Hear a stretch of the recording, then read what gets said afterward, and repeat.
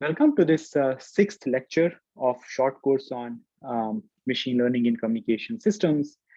Following what we discussed in the previous lecture, theory-guided ML and unsupervised learning, we are now going to go into a detailed case study that is going to combine those two ideas in the context of a communication system design problem, right? So this case study, right? So I've titled this as Role of Communication Theory in Machine Learning, just the sort of the theme of this module. And we are specifically going to discuss Grassmann clustering in massive MIMO systems, massive multiple input, multiple output systems. So this case study should be of particular interest to people working on physical layer communication, as we'll see. But if you're not working in physical layer, or if you're not interested in physical layer, then just the idea of Grassmann clustering should be of general interest. Knowing how you define clustering problems in non-Euclidean spaces, what are the design considerations, what are the pitfalls, what are the difficulties, I think you'll gain some intuition about those type of problems as we proceed today, right? And on top of that, of course, in what context do we go into these non-Euclidean spaces, right? Why is Euclidean space not sufficient? Okay, so I think in that regard, this case study should be of interest to pretty much everybody, maybe at varying levels. Okay. So let me start with a few quick references. This work is done jointly with my graduate students, Kirtana Bogi and Chiranjeev Saha. And it's reported in these two papers, which I'm quoting here, for those of you who are interested in learning more about this problem. So what I'm going to do in this presentation is to focus on the first of these two papers, which appeared in Essilomar 2020.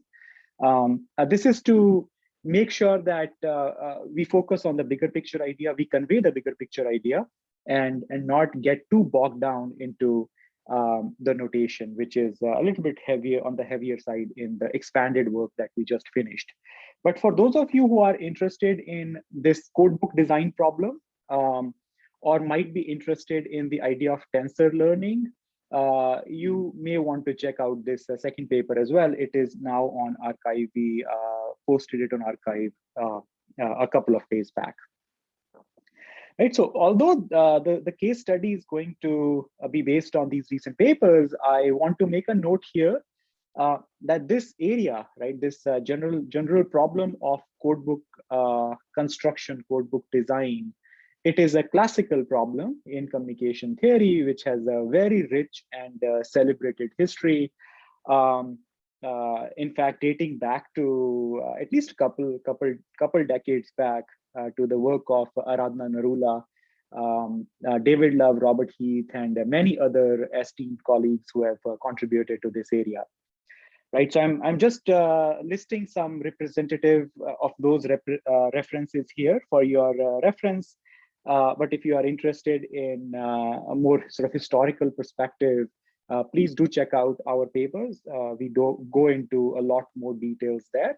And there are, of course, sort of book chapters and tutorial articles and so on also written on sort of the historical treatment, the classical treatment of this problem. Okay.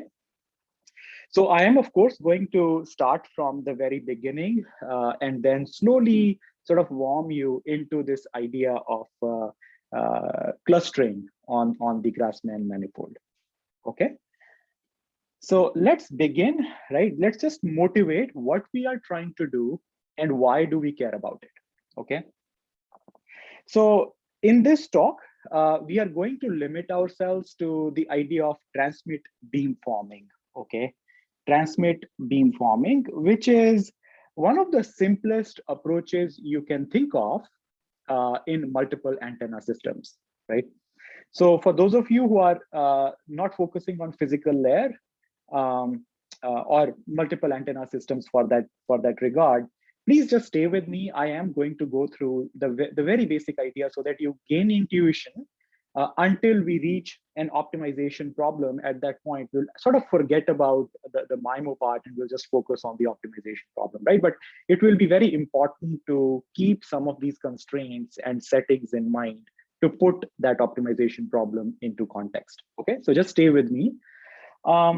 So as I'll show you now through a simple example, if you want to do transmit beamforming, you actually need to know channel state information at the transmitter. Okay, so let's see. Let's try to understand what I mean by these 2 points. Okay, so let's consider a very simple setup where you have a symbol S, right? And you want to transmit this symbol S using multiple antennas. So this is your transmitter, multiple antenna transmitter, containing a certain number of antennas, right? Let's say, I think the notation I use here is say MT. You have a total of MT transmit antennas. You could obviously have multiple antennas at the receiver, but for simplicity of exposition, let's say just we have a single antenna receiver. Okay. Now, if you are transmitting this symbol S, right, and this is meant for this receiver, right, what you need to do is you need to use some complex weights for each antenna. Let's say that this is some weight F1, F2, F3, so on up to F of MT.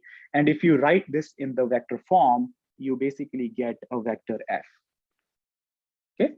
And what are these weights trying to do? So you are trying to weigh your transmission, right? So put this weight for, say, the first antenna, such that you are, informally speaking, you are directing your energy towards where the receiver is, right? So ideally, you want, right, that when these signals combine, right, remember you get one, you're transmitting one signal from this antenna, another from this, another from this, and so on, right? At the receiver, you have a single antenna. So you're basically going to receive a combined version of all these transmit signals.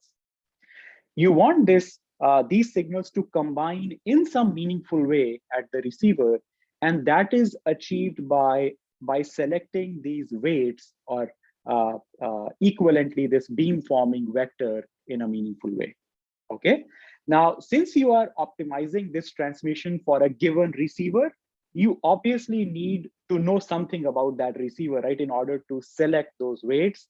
And that something is basically channel state information, right? So these beamforming weights, right, will be selected based on what channel you have between the transmitter and the receiver. And this is the reason why we say that we need channel state information at the transmitter if we want to do a beamforming, right? And that channel state information in this specific case is just the beamforming vector. If your receiver can somehow send that beamforming vector back to the transmitter can directly use that. It doesn't need channel state information. Okay. So again, I'll go into all these details, but sort of giving just a preview of what we are doing.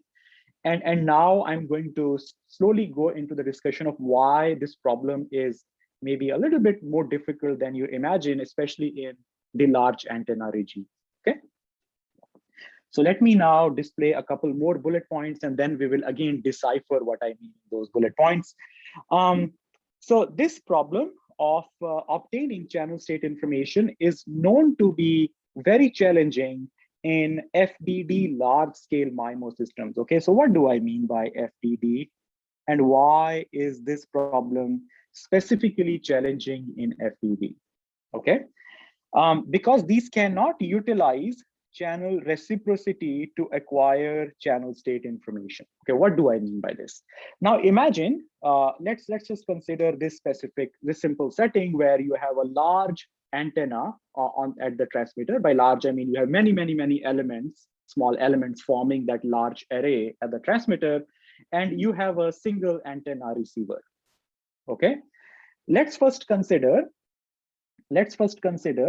a TDD system. So which means that it is time division duplex, which means that you use, say, one time slot for your downlink transmission, another time slot for your uplink transmission, and so on, right? So your downlink and uplink is being performed using TDD. Now, what you can do in this system is you can send a known signal from the mobile to this large scale or this large array. This known signal will be received by each of the elements, right? And since your array would know what was transmitted from the mobile, this information can be used to estimate the channel, right? So it's basically just you have a known symbol, and whatever you receive because a channel has acted on that known symbol, right? So you do your channel state information or channel estimation in the uplink. That becomes a very straightforward problem. And since it is a TDD system, time division duplex system, right? If your downlink transmission is going to be within a channel coherence time of your channel estimation, you can use the same channel estimate for your downlink transmission. Okay, so things become fairly straightforward in that case. Now, if you have FDD, which means that your downlink and uplink is in two different frequency bands, even if you estimate your channel in the uplink, you cannot directly use that information for your downlink transmission. And the reason is that your channels are going to be different because of the different frequency bands, right? Now, how different are those sort of depends on how far off the frequency bands are, right? And there has been a lot of work done on sort of mapping or sort of extrapolating in some sense, right? Information from one band to another. It's also an interesting problem to solve. Even using machine learning, can one come up with these mappings, the channel mappings from one band to another, from one antenna to another, or even one time slot to another, right? But in any case, so for FDD large scale MIMO systems, this is obtaining channel state information is an issue.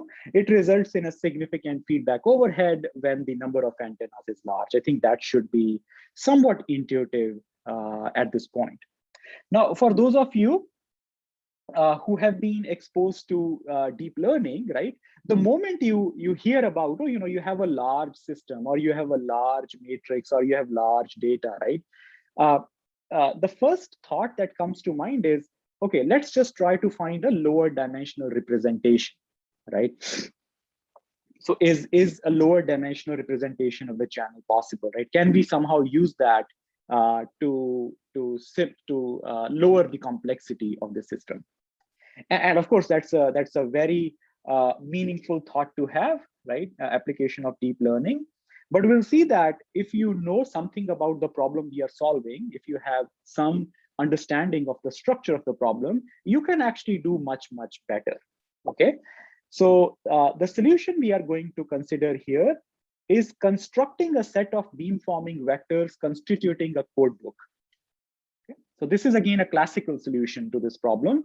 So what we do is, instead of, so we're sort of discretizing the space in some sense. Let's say that we select 10 possible beamforming vectors, right? So what you can do now is you can assume that you have your channel state information at the receiver. Your receiver can now determine what would be the best out of those 10 beamforming vectors to choose.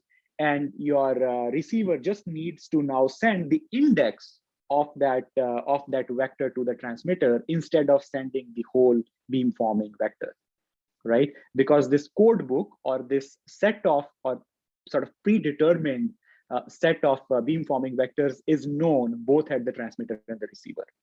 Okay. So now the question, right? After you pose this problem in the context of this code book, the question is, what is the best way to construct these code books? And this is the question that has been addressed classically, as I said before, in this area, right, where people have constructed these code books under different types of assumptions. And the difference now is a lot of those constructions were done under statistical channel models. Like, for example, you assume Rayleigh, and then you see what is the optimal code book and things of that sort. But here, what we are going to show is that whatever knowledge we have gained from those model-based works is directly applicable even to a machine learning solution, right? You just need to do a few more steps, and you can actually extend a lot of that knowledge to even data-driven solutions. Okay. All right.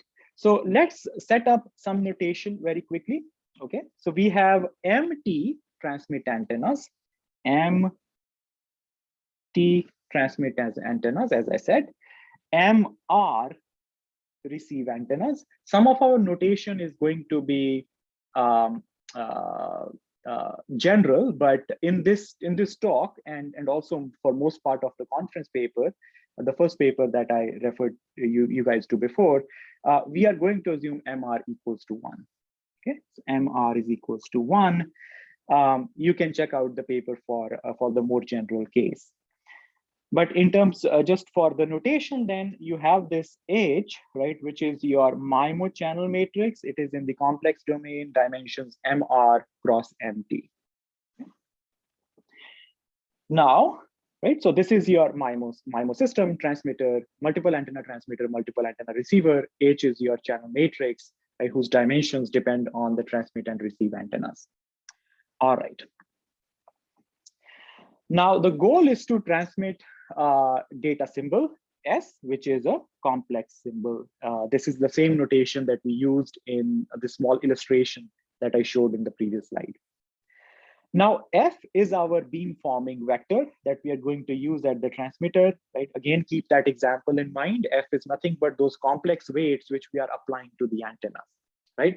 Similarly, Z is sort of the counterpart of F, but on the receiver side, Z is called the combining vector. You are again using some complex weights at the receiver. So Z becomes your complex vector whose dimensions are MR cross 1, right? Number of antennas that you have at the receiver. Okay. So cal F, so this is the notation to keep in mind. Cal F is our code book. So these are the beamforming vectors that are known both to the transmitter and the receiver, and one of these will be selected every time for transmission. Okay. So we do have a restriction on how large this code book can be, and that restriction comes from the capacity of the feedback channel, right? Remember, this index selection, so receiver is what is going to select, right? Because receiver is what has the channel state information, as I will clarify. So receiver is going to determine what is the best beamforming vector to select, and it is the one that will select one vector from the code book and then feed back the index of that selection to the transmitter, right? So this index transmission is going to be on a limited feedback channel, and we assume that the feedback channel has this capacity of B bits per channel use. Okay, so if we have this capacity of B, that limits the size of the code book we can have. The number of elements you can have in the code book then is 2 raised to the power B, right? So these will be indexed as F1, F2, F3, so on up to F subscript 2 raised to power B. Okay. So now let's start slowly going into the problem, right? What are we trying to solve? So these are pretty standard equations now. So we are going to assume that your noise is Gaussian. So Y here is your received vector, right? Received vector. H is your channel. F is your beamforming vector, and S is the symbol that you are transmitting, right? Remember, F times S is what you transmitted from those MT transmit antennas, right? It gets multiplied with the channel matrix, and that is the vector that you receive at the receiver, and that is equal to Y. Of course, you have to add Gaussian noise at the receiver as well, right? Now, the way you estimate S at the receiver is by using a complex combining vector, which is Z. Okay, so S hat here, which is your estimate, is nothing but Z Hermitian of Y. So that is really what we are writing here. Okay, so as I already mentioned, we assume perfect channel knowledge at the receiver, which means it can determine optimal beamforming and combining vectors, right? So you can say that both F, optimal F, whatever that optimal means, right? So it's I haven't defined optimality yet. I'll do that soon. And Z, they are known at the receiver. Okay. All right, so let's start defining the quantities of interest now, right? So I'm slowly going towards the optimization problem. We are very close to that already, okay? So it is quite natural to assume that both your beamforming and your combining vectors are unit norm, right? So it's a very standard assumption. So I'm just writing one of these here. The next one I'll write on the next slide. So your combining vector is unit norm. So I'm interested now in the signal to noise ratio, which will be represented by gamma R, SNR at the receiver. Okay, so the SNR at the receiver is nothing but the power in my desired signal divided by the noise power, right?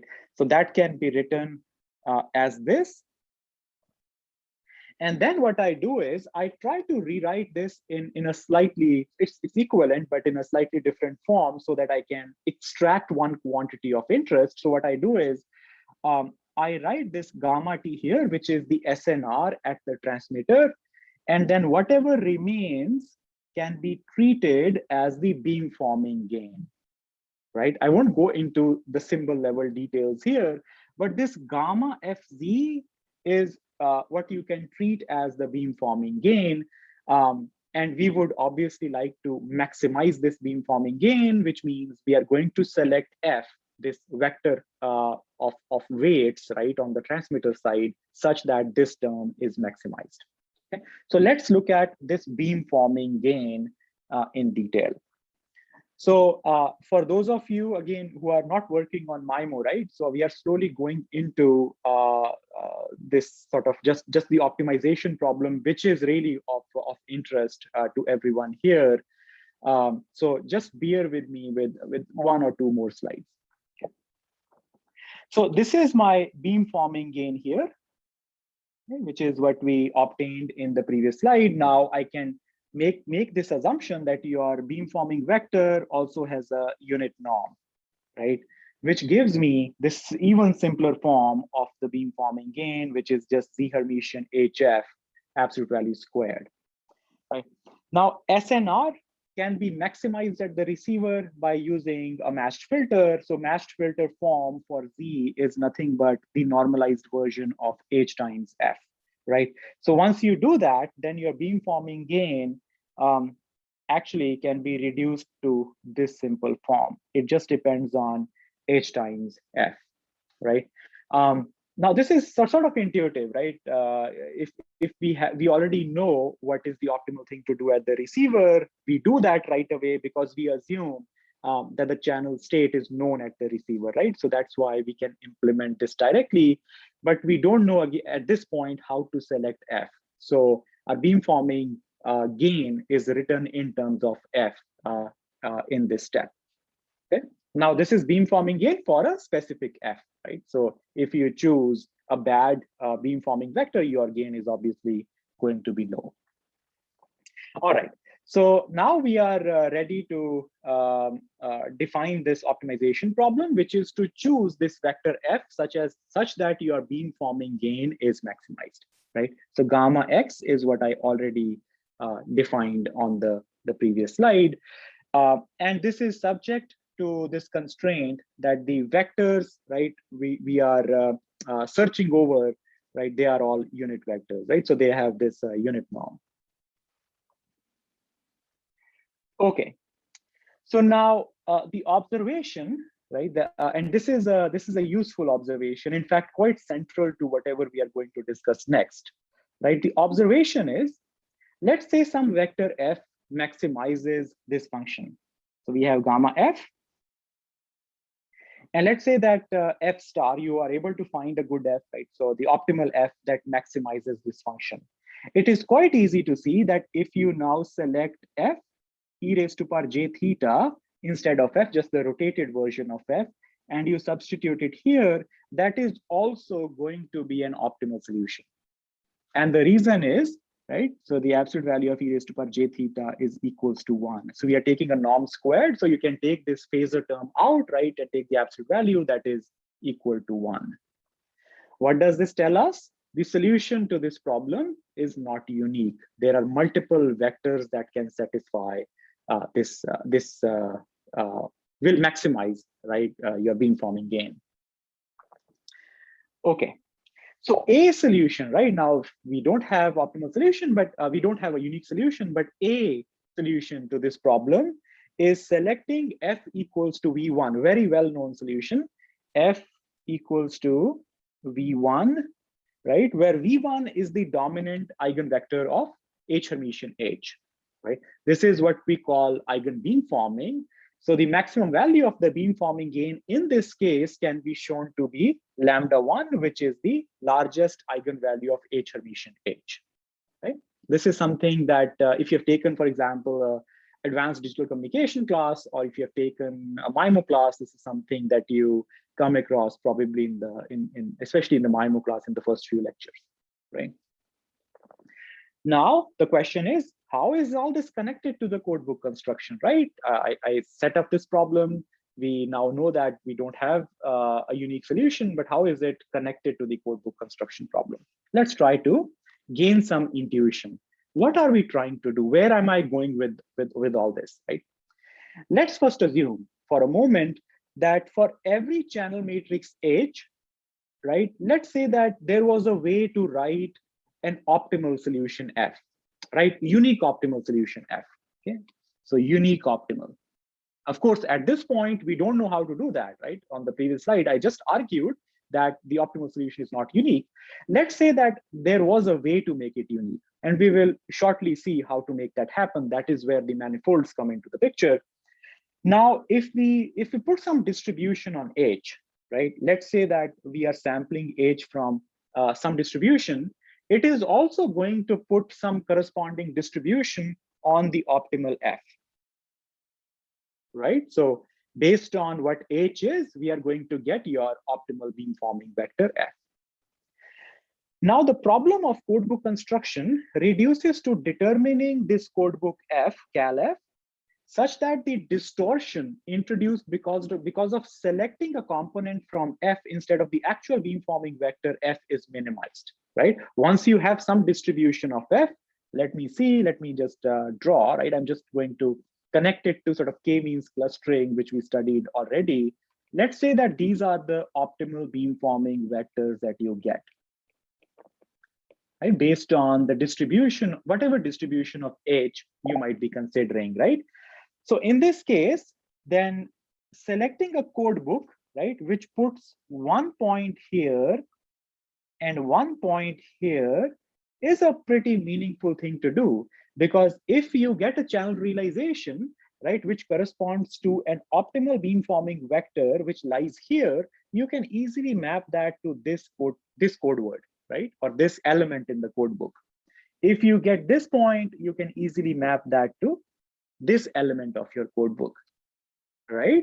So once you can start thinking in terms of this unique solutions F, you have this one-to-one correspondence between the distribution of H and the distribution of F that will allow you to think in terms of these clustering solutions. So that's sort of where we are going with it.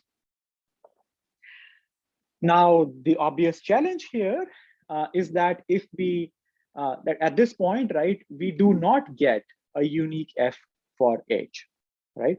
So the correct way to think about this problem is to not think about finite set of vectors in the Euclidean space, but to think in terms of finite set of subspaces in the Euclidean space, right? So think of your optimal solution as a subspace rather than a vector, right? Because your optimal solution is not a single vector, right? It can be any of the rotated versions. So think of a subspace, which is just a set of vectors. Okay. So after we do this, we need a distortion measure that is invariant to the phase shifts of F. I will see what I mean by this. Right? We don't really want phase shifts to play any role, because phase shift doesn't really change my optimal solution, right? Or the optimal value. And this can now be done formally by posing this problem on the Grassmannian manifold. As I said, these ideas are extremely well known, right? So we are slowly going into how machine learning can help into this problem. So let me define a Grassmann manifold formally. We don't need this definition in its most generality. I'll keep on giving the intuition that we need, okay?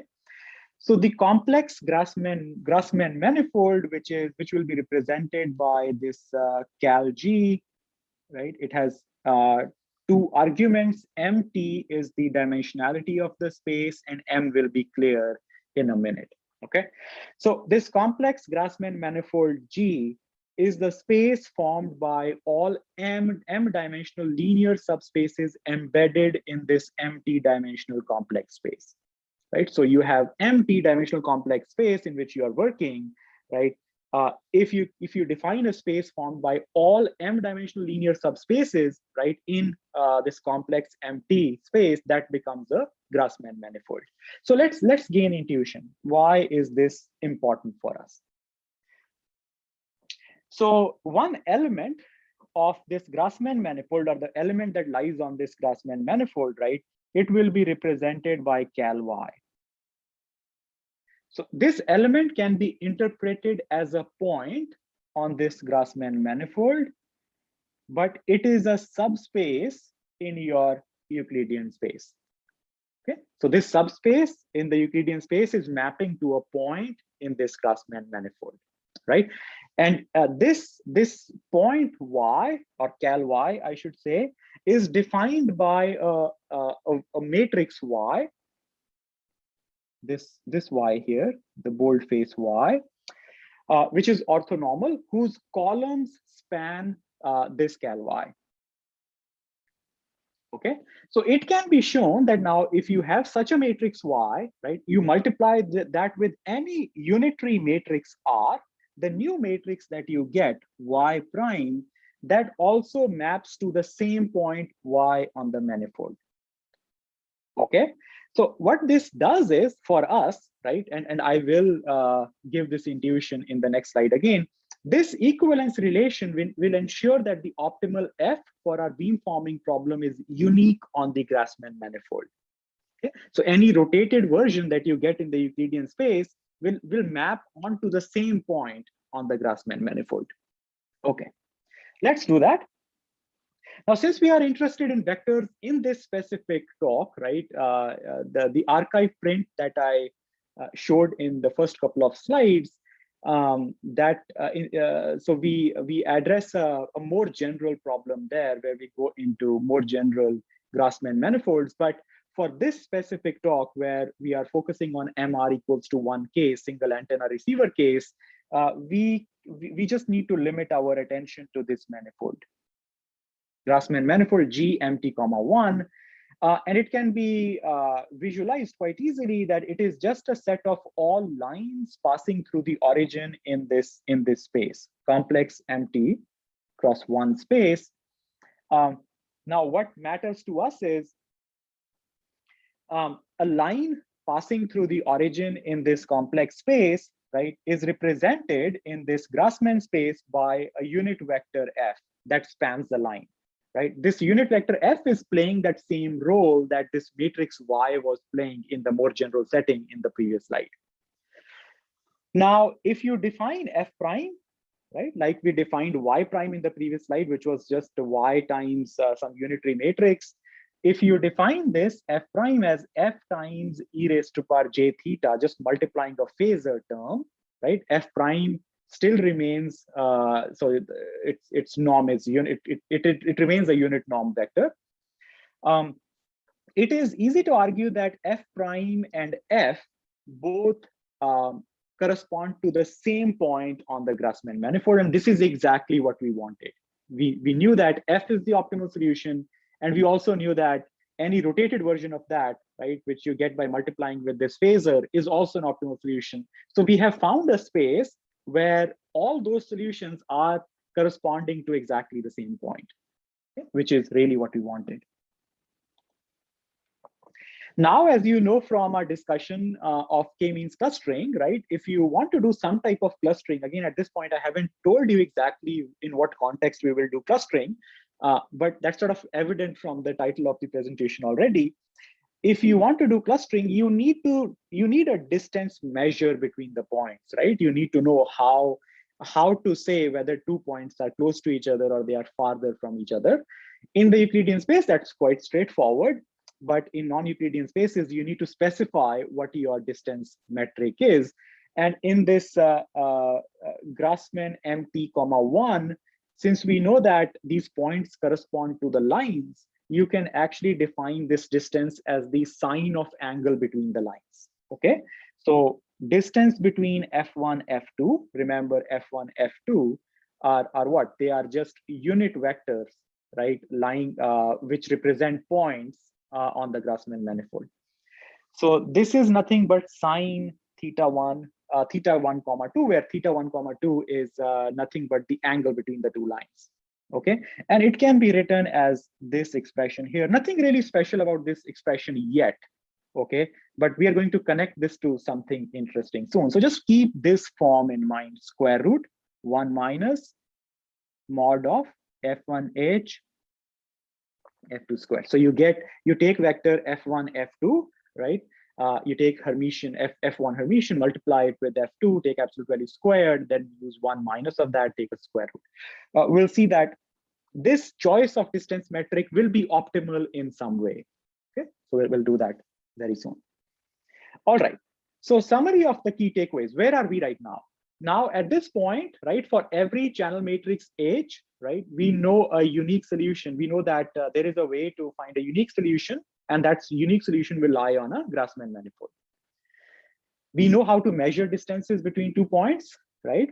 And any probability distribution on your channel will impose a probability distribution on these points, I should say, points F in the Grassmann manifold, right?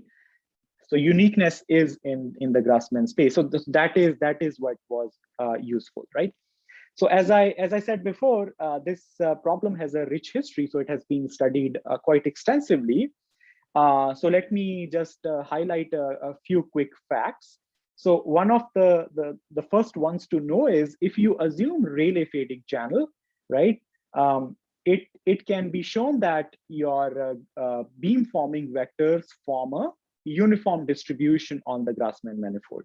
So your codebook construction problem reduces to the Grassmann line packing problem. So you're packing lines in a specific way, right? Sort of trying to maximize the distance between the lines, because your beamforming codebooks, your beamforming vectors are uniformly distributed.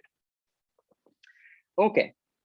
However, as we'll see in the next slide, real world channels are mostly, they exhibit clustering, right? They are seldom Rayleigh, right? Rayleigh is a good assumption to do theory, but then most of the realistic channels would exhibit some type of clustering.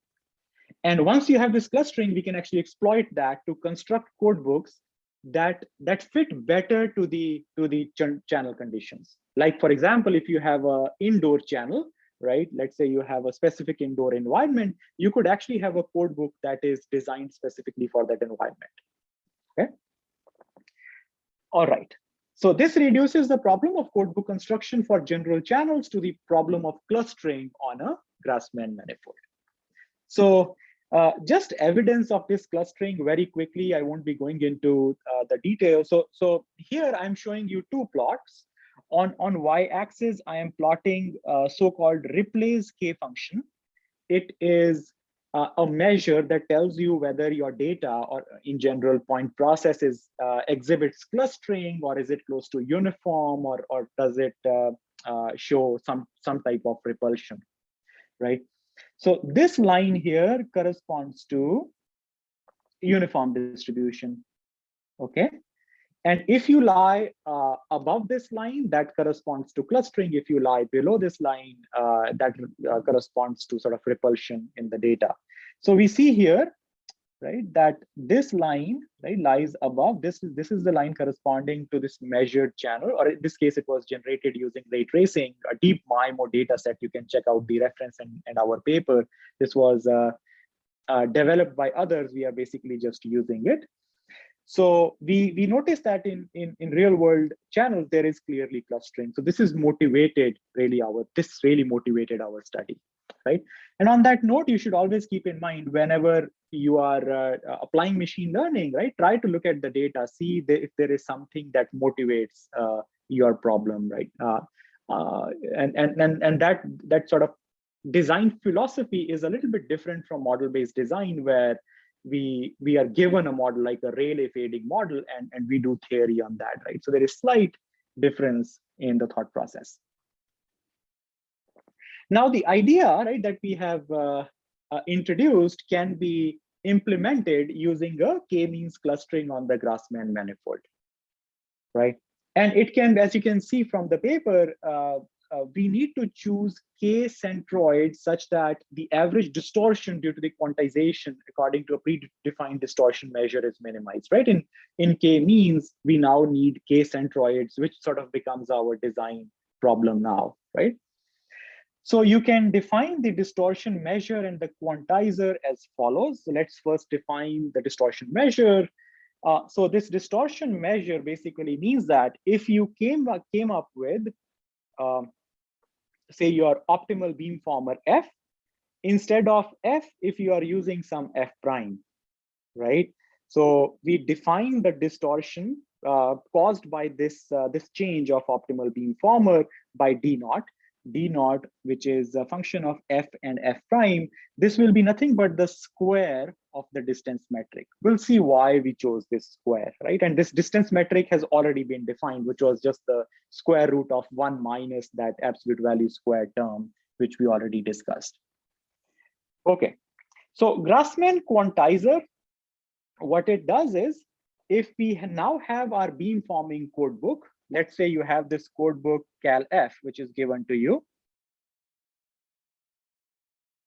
then the quantizer, this Grassmann quantizer, what it does is it takes any given now element on the Grassmann, and it maps that element to one of the elements of the codebook, right? It's basically just a quantization step. So you have each point on the Grassmann manifold will now be mapped to one of the points in the codebook.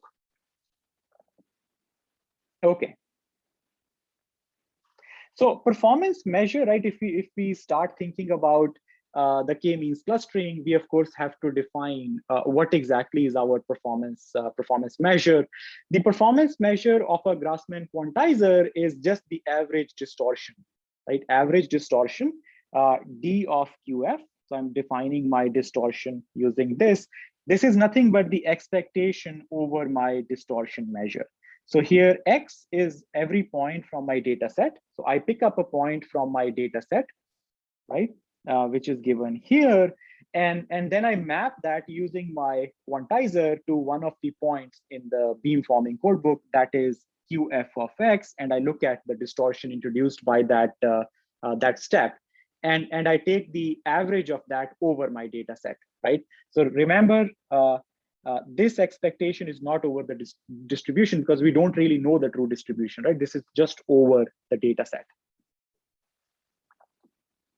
Okay, now the set of k centroids that minimize this distortion, right? This average distortion is nothing but you look at this distortion measure DQF, right? And you take argmin over that, right? So you look at all possible sets of the vectors that you can get, right? This 2b vectors, and then you select the set of those vectors that will minimize this average distortion. And that is really what k-means would do, right? That is really what k-means would do. Now, the associated quantizer is, once you have obtained your this code book from k-means, what your associated quantizer is, you get a beamformer, optimal beamforming vector, say, for example, X, it will now be mapped to its closest element from this beamforming code book that you have designed, okay? Okay, so in order to now do k-means clustering, as we discussed already, right? So implementing this or doing this k-means optimally, right? That's NP-hards, but there are efficient algorithms you could use to solve this problem approximately. We are going to use the well-known LBG algorithm. The only non-trivial step involved in this is to calculate the centroid, right? There is this centroid calculation step in K-means, which I presume you know by now from the previous lecture. Now, calculating the centroid, first of all, in the Euclidean space is not that hard. It's sort of quite well defined. But for general manifolds, this can be a bit of an issue, right? How to calculate this on the manifolds. It turns out that for the specific manifold that we are working with, GMT, 1, this calculation is feasible because of the following result, right? So if you now, in K-means, when you compute the centroid, what you do is you look at all the points associated with your current centroid, right? And then using those points, you determine the new centroid.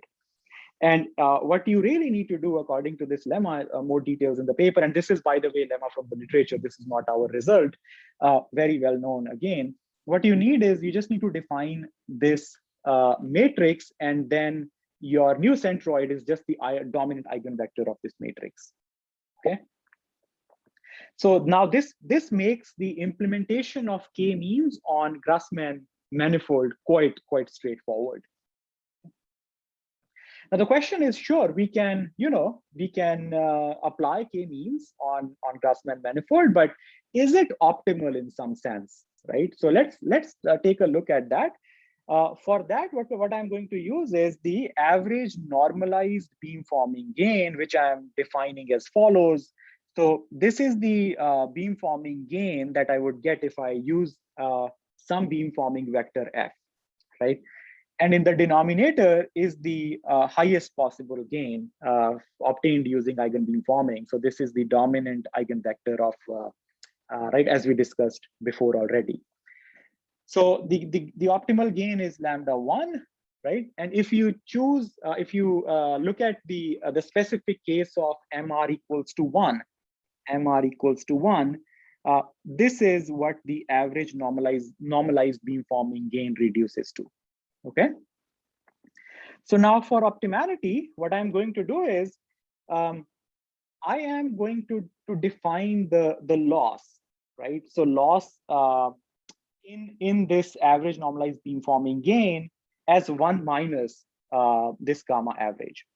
Okay, so I'm going to define L as 1 minus the normalized beamforming gain. So higher the normalized beamforming gain, better it is, right? Which means 1 minus of that represents the loss we are incurring. So this is nothing but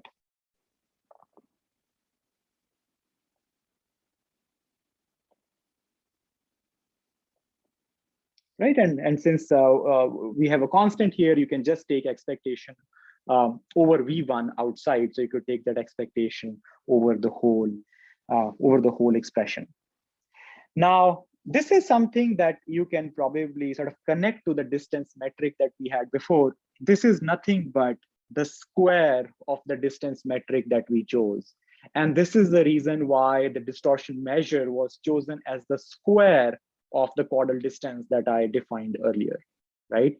So it can now be shown, and I won't go into all the notation, but it can be shown that the Grassmann code book, right, that minimizes the loss that I wrote on the previous slide is the same that you will obtain using K-means clustering. Okay, of course, assuming that the clustering algorithm gives you the optimal solution. So there is, of course, some optimality there because you can't really solve that clustering problem exactly, but you do get pretty close in most cases. Okay, so one last note before we look at the simulation results. So our main contribution, right, in this problem is not necessarily what we discussed until now. It is actually the product codebook design, right? So if you have, for example, a full dimension MIMO system where, say, you have a large array, say, for example, you have a transmitter which is equipped with a uniform planar array with dimensions mv cross mh. So think of this as your vertical dimension, mh as your horizontal dimension, so that your total number of antennas are mh times mv, which is equals to mt, right? In these type of, if you want to apply the solution that we have learned until now in these type of solutions, you can of course do K-means clustering on this Grassmann manifold, which is with dimensions MV times MH, right? In the MV times MH complex dimensional space. But it turns out that applying K-means in that space, right, suffers from this curse of dimensionality. It is not very efficient, and you can't really solve this problem for an extremely large system. So what we did is we reduced this problem to applying K-means on lower dimensional manifolds, which correspond to the vertical and horizontal dimensions. So we are finding code books for vertical and horizontal dimensions separately, and then taking Chronicle product to obtain the final code book. Okay, so all those details are in this archive preprint. So please check that out if you are interested. As I said before, if you're interested in sort of connections to tensor learning, how do we define products, Chronicle products in this context, I think this will be a useful reference to go through. Okay, so we are almost there in terms of this lecture. So let me quickly go through the last couple of slides. So for the simulations, the data set we are using is the deep MIMO data set, right? You can check the details from our paper. From this data set is from Professor Ahmed Al-Khatib's group.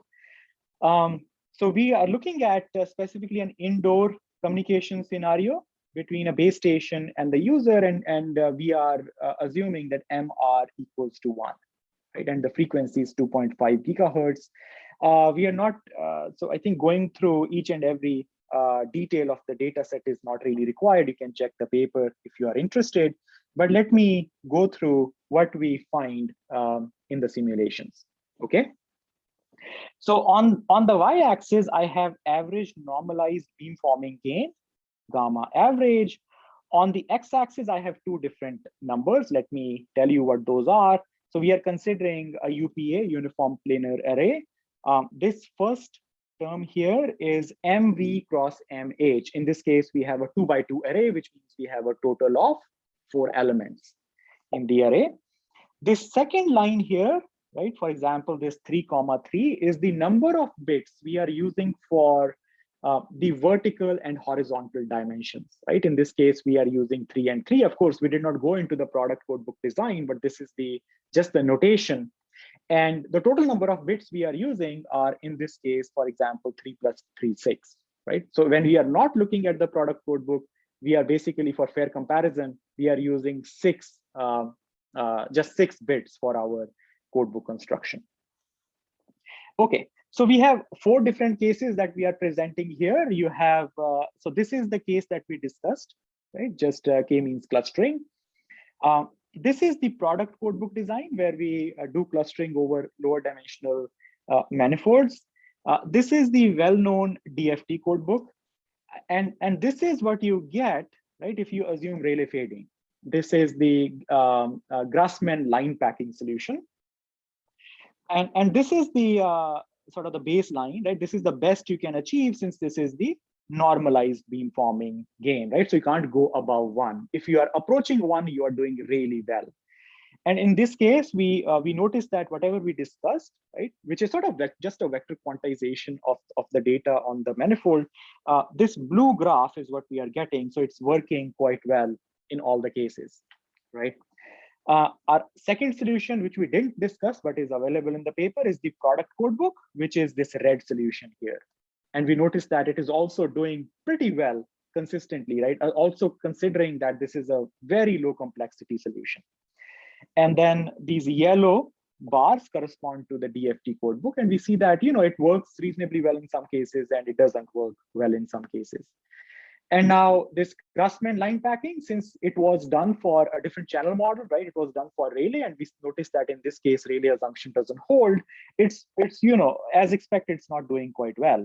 And you might also be wondering, why don't I have purple bars, right, for the other cases? It just turns out that these optimal line packings are actually unknown for these higher dimensional spaces, right? So we don't really, we can of course sort of apply K-means type of solution for those as well, I presume. But these line packings, at least, we could not find in the literature for those higher dimensional cases. Okay, so I think that's pretty much it. So let me conclude now. We are almost there. So in this lecture, what we did is we identified the optimal beamforming codebooks for any arbitrary channel distribution, right? We did not assume any channel distribution, and we interpreted that problem as a K-means clustering problem on a Grassmann manifold. It's a different thought process here. We did not start with a model of with a specific channel model, right? But if you noticed in today's presentation, we did use most of the theory that was developed in the context of Rayleigh. So there was a structure to the problem that has nothing to do with the channel model, which was this the fact that your optimal beamforming vectors lied on a Grassmann manifold. Now, these codebooks outperformed the baselines that we considered, and the gains were pretty comparable to the optimal MRT beamforming, which was this line 1, right, that I showed the sort of the baseline. Now, as I mentioned early on, this problem is really inspired by the large dimensionality of the channel matrices, right? So the natural tendency is really to think in terms of obtaining lower dimensional representations of the channel using deep learning. In this specific problem, we showed that you can actually do probably even better sometimes if you have some knowledge of the structure and you just apply a shallow learning technique in conjunction to that knowledge of the structure. Because what a deep learning technique is likely going to do is it is going to sort of learn these structures, right, from the data, which you might already know from the theory. So that's where sort of these two areas start meeting, and we should always be cognizant of that.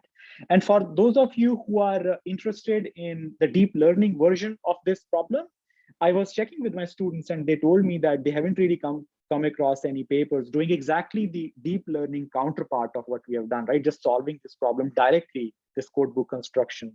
So, you may want to check that out and maybe just reach out to me if you have any thoughts or suggestions, or if you are interested in working on that.